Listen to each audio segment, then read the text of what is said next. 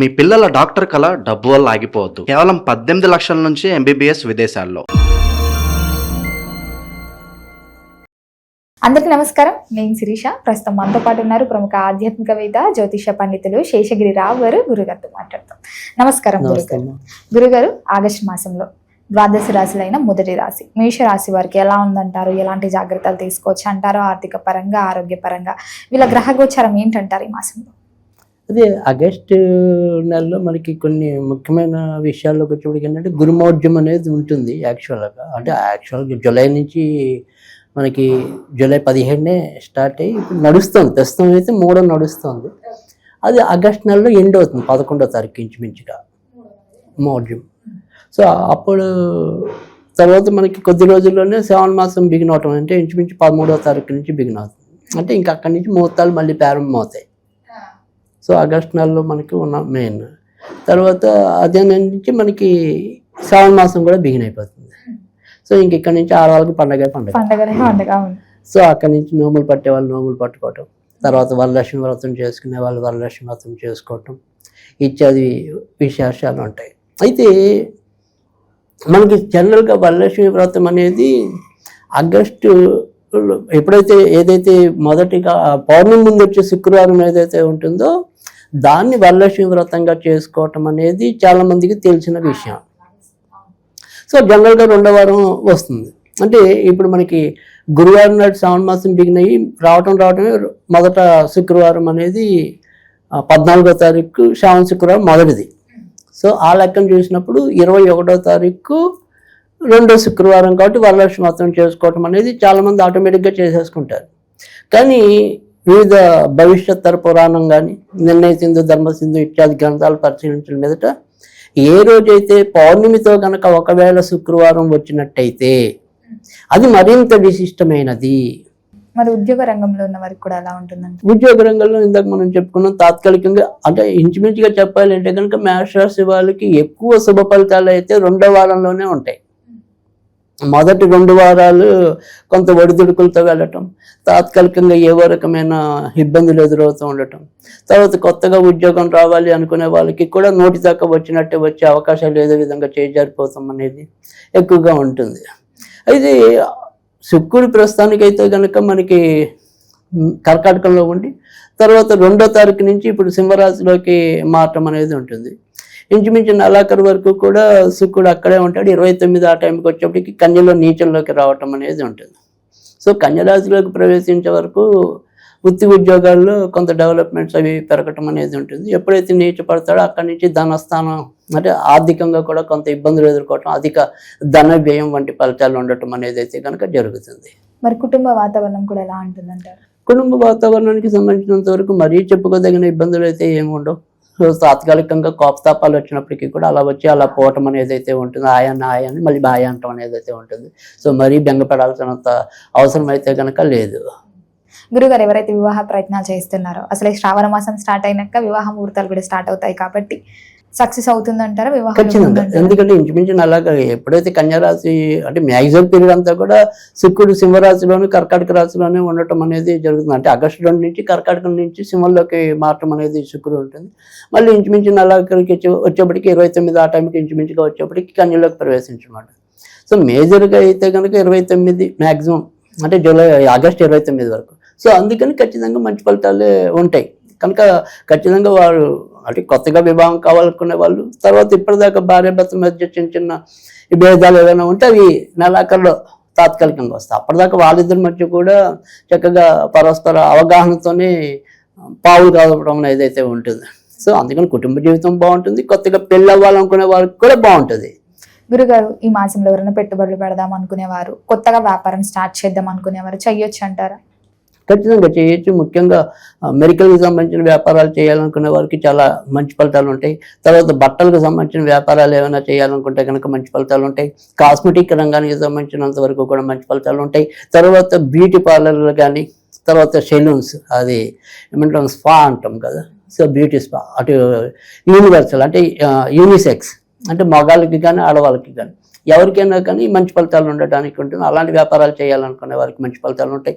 తర్వాత బట్టలను మనం చెప్పుకున్నాం. తర్వాత టైలరింగ్ కూడా బొటిక్స్ అలాంటి వాళ్ళు కూడా పెట్టుకోవడానికి మంచి ఫలితాలు ఉంటాయి. మరి గురుగారు మొత్తం మీద చూస్తే వీళ్ళకి ప్రథమార్థం బాగుంటుందంటారా, అమావాస్య తర్వాత ద్వితీయార్థం బాగుంటుంది? ఖచ్చితంగా ద్వితీయార్థమే మంచి ఫలితాలు మరింత పెరిగే సూచనలు అయితే కనుక ఎక్కువ కనపడుతుంది. ఇంచుమించుగా ఆగస్టు 29 దాకా కూడా ఎక్కువ శాతం అయితే కనుక మంచి ఫలితాలు ఉంటాయి వరలక్ష్మి వ్రతం. కనుక 3వ శుక్రవారం మనకి పౌర్ణమితో కలిసి రావటం అనేది జరిగింది. సో అందుకని నిజానికి ఏంటంటే 2వ వారం చేసుకుంటే తప్పు అని కాదు, పౌర్ణమి ముందు వచ్చింది కూడా చేసుకోవచ్చు అని మనకి గ్రంథాలు పేర్కొన్నాయి. కానీ దీంతో పోలిస్తే మరింత విశిష్టమైనది 3వ వారం పౌర్ణమితో కలిసి శుక్రవారం వస్తుంది. కనుక ఈ ఆగస్టు నెలలో మనకు ముఖ్యమైన కన్ఫ్యూజన్ ఏదైనా ఉంటే కొంతమందికి ఇది ఉంటుంది. అంటే పౌర్ణమి వచ్చింది కదా, పౌర్ణమి నాడు చేసుకోవాలా లేదా యథావిధిగా 2వ వారం చేసుకోవాలా, ఆ రకంగా కొంత కన్ఫ్యూజన్ ఉండటం అనేది ఉంటుంది. కానీ ఏది బెటరు అంటే కనుక, ఏది బెస్ట్ అంటే కనుక, ఏది ఉత్తమం అంటే కనుక పౌర్ణమితో వచ్చిన దానికి మరింత ప్రాధాన్యత ఇవ్వమని మనకి గ్రంథాలు పేర్కోవటం అనేది జరిగింది. కనుక 3వ వారం 28వ తారీఖు చేసుకోవటం ఉత్తమం. అలాగే 2వ వారం పౌర్ణమి ముందు 2వ శుక్రవారమే కాబట్టి చేసుకుంటే తప్ప అంటే తప్పు కాదు. ఏది ఉచితము ఏది ఉత్తమము అంటే మాత్రం 28వ తారీఖు పౌర్ణమితో కలిసి వచ్చింది చేసుకుంటే మంచిది. ఎందుకంటే పౌర్ణమి కానీ ఇటు అమావాస్యలు కానీ లక్ష్మీదేవికి చాలా ప్రీతికరమైనవి. సో మనం చేసేది వరలక్ష్మి వ్రతం కాబట్టి పౌర్ణమి నాడు కలిసి వచ్చింది కనుక పౌర్ణమి నాడు చేసుకుంటే మరింత శుభం. అయితే పౌర్ణమి ఆ రోజు ఇంచుమించు ఉదయం 9:30తోనే ఉంటుంది. సో అందుకని ఎవరైనా సరే వరలక్ష్మి వ్రతం కానీ వివిధ పూజాది కార్యక్రమాలు కానీ చేసుకుంటే మ్యాక్సిమం 9:30 లోపు చేసుకుంటే కనుక చాలా ఉత్తమమైన కాలం. కనుక అది ఆగస్టులో మనకి ప్రత్యేకంగా ఉంది. మంచి పండగ అందరూ, ముఖ్యంగా స్త్రీలందరూ ఇష్టంగా చేసుకునే పండగ. సో వరలక్ష్మి వ్రతం ఇప్పుడు చేసుకోవాలి, ఎలా చేసుకునే దానికి ఇదొక నివృత్తి. దీని గురించి ఒక స్పెషల్ వీడియో కూడా చేద్దాం గురుగారు తర్వాత. మరి మేషరాశి వారికి ఎలా ఉంటుందంటారు? మేషరాశి వారికి వచ్చేప్పటికి ఏంటంటే ఆరోగ్య విషయంలో ఎప్పటికైనా మనం గత దినాలుగా చెప్తూనే ఉన్నాము. అందులో ఈసారి కూడా ఇప్పుడు మళ్ళీ కొన్నాళ్ళ పాటు కుజుడు బుధుడు రాశిలోకి ప్రవేశించడం, అంటే ఆగస్టు 2వ తారీఖు నుంచి బుధ రాశిలోకి అంటే మిథున రాశిలోకి కుజుడు ప్రవేశించడం అనేది జరుగుతుంది. సో దీనివల్ల ముఖ్యంగా ఈ తలకు సంబంధించిన విషయాల్లోనూ తర్వాత చర్మానికి సంబంధించిన విషయాల్లోనూ సాధారణంగా మేషరాశి వాళ్ళు కొద్దిగా జాగ్రత్తగా ఉండాలి. సో ఆరోగ్య విషయంలో మాత్రం మధ్య మధ్యలో ఇబ్బందులు వచ్చే పరిస్థితులు అయితే ఎక్కువ ఉంటాయి.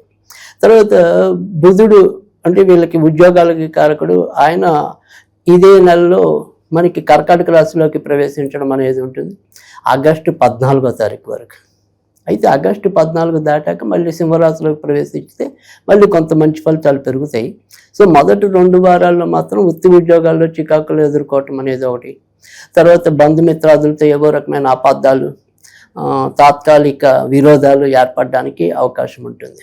సో మిగతా అన్ని విషయాల్లో ఎక్కువ శాతం యథాప్రకారంగానే మంచి విషయాలు ఉండటం అనేది జరుగుతుంది. మరి విద్యార్థులకు ఎలా ఉంటుందంటారు ఈ మాసం? అయితే మేషరాశి వారికి విద్యార్థులకు వచ్చేప్పటికీ ముఖ్యంగా ఇందాక మనం చెప్పుకున్నట్టు మొదటి 2 వారాల్లో కొంత ఇబ్బందులు ఎదుర్కోవటం అనేది, సో కొంత చపలచిత్తంతో ఇబ్బంది పడటం అనేది, నిర్ణయాలు తీసుకోవడంలో తొందరపాటు అనేది ఎక్కువగా కనిపిస్తుంది.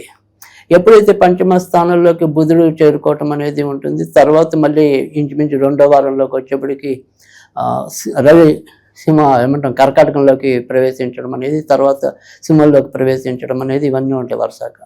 సో అందుకని క్రమంగా మంచి ఫలితాలు పొందటం అనేది ముఖ్యంగా 2వ వారం దాటిన తర్వాత నుంచే ఎక్కువ మంచి ఫలితాలు రావటం అనేది ఉంటుంది. మరి ఈ మాసం మొత్తం ఇంకా బాగుండాలంటే ఏ దైవనామస్మరణ బాగుంటుంది అంటారు? ఎలాంటి పరిహారాలు చేసుకోవచ్చు అంటారు? సో ఖచ్చితంగా మనం ఏంటంటే ఈ నెలంతా కూడా మెయిన్ ఇప్పుడు ఈసారి వీళ్ళకి చెప్పే ఫలితాలన్నింటిలో కూడా లక్ష్మీదేవిని ఎవరిని పూజ, ఎందుకంటే మనకి ఇప్పుడు రానున్న ఆగస్టు అంతా కూడా సాధారణంగా ఎక్కువగా లక్ష్మీదేవిని పూజించడం అనేది ఉంటుంది. కాబట్టి ఈసారి స్పెషల్గా మనం ఏం చేస్తున్నామంటే ఖచ్చితంగా మేషరాశి వాళ్ళు ఈసారి సంతాన లక్ష్మిని పూజించినట్టయితే కనుక, అష్టలక్ష్ముల్లో మనకి వివిధ లక్ష్ములు ఉంటాయి కదా, ఈ సంతాన లక్ష్మిని పూజించడం వల్ల ఏం మంచి జరుగుతుంది అంటే కనుక వీళ్ళకి కొంతవరకు తొందరపాటు నిర్ణయాలు తీసుకోవటం అనేది, ముఖ్యంగా ప్రథమార్థం ఏదైతే మొదటి 15 రోజుల్లో కొంత ఇబ్బందులు ఎక్కువ పడే ఉంది అన్నట్టు తొందరపాటు నిర్ణయాలు ఉంటాయని చెప్పాం. సో ఈ సంతాన లక్ష్మి వల్ల ఏంటంటే పంచమ స్థానం అనేది, అంటే సంతానం అనేది జాతకాల్లో పంచమ స్థానం. సో పంచమ స్థానం అనేది మన బుద్ధి స్థానం. సో అందుకని నిర్ణయాలు తీసుకోవడం కరెక్ట్ అవుతుంది. పైగా ఇక్కడ ఈ సంతాన పరంగా ఉండే చికాకులు కానీ, తర్వాత సంతాన అభివృద్ధి కానీ, అంటే మన ఇంట్లో నేను మాస్టర్స్ అనుకోండి, నా పిల్లలు ఎవరైనా విద్యార్థులు ఉన్నారనుకోండి, వాళ్ళ పరంగా ఏదైనా సరే నేను వ్యాకులత చెందితే ఆ వ్యాకులత పోగొట్టడానికి. సో అందుకని ఈ నెల అంతా కూడా వీరికి సంతాన లక్ష్మికి సంబంధించిన స్తోత్రం చదువుకోవటం, లేదా సంతాన లక్ష్మి అష్టోత్తరం కూడా ఉంటుంది. దాన్ని మనం శుక్రవారం లక్ష్మీదేవికి ఆ సంతాన లక్ష్మి అష్టోత్తరం చదివి పూజ చేసినా కూడా చాలా చక్కటి మంచి ఫలితాలు ఉంటాయి. గురుగారు, మొత్తం మీద ఆగస్టు మాసంలో మేషరాశి వారికి ఎలా ఉంది, ఎలాంటి జాగ్రత్తలు తీసుకోవాలో తెలియజేసినందుకు ధన్యవాదాలు.